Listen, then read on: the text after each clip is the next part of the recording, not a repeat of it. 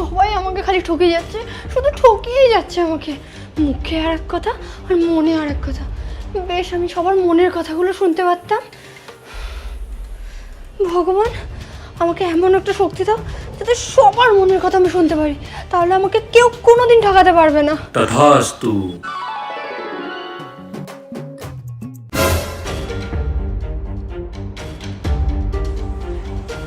মা, দাদা, ভাই, বৌদি, তোমরা সবাই কাঁদছো কেন? কি দাদা, কি হয়েছে বল? তোর বিয়েটা ঠিক করে এলাম তো, আর তো কটা দিনই থাকবি, তাই চোখে জল চলে এলো আর কি। আমাকে সবাই কত ভালোবাসে, আমি চলে যাব বলে সবাই কাঁদছে। একটা কাজ করি, আমার মন পড়ার শক্তিটা দিয়ে দেখি যে ওরা আমার ব্যাপারে কি কি ভালো ভাবছে।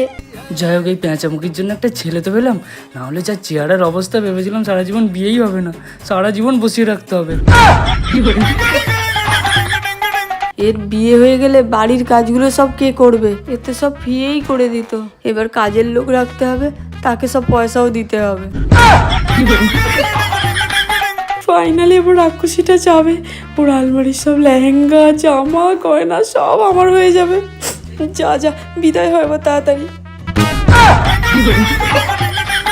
ফাইনালি শাকচুন্নিটার বিয়ে হবে, তারপর ওর পুরো ঘরের অধিকার পুরো আমার হবে। এই ভগবান, থ্যাংক ইউ। এরপর আমিও বিয়েটা করে নেবো। যা যা তাড়াতাড়ি বিদায় হ।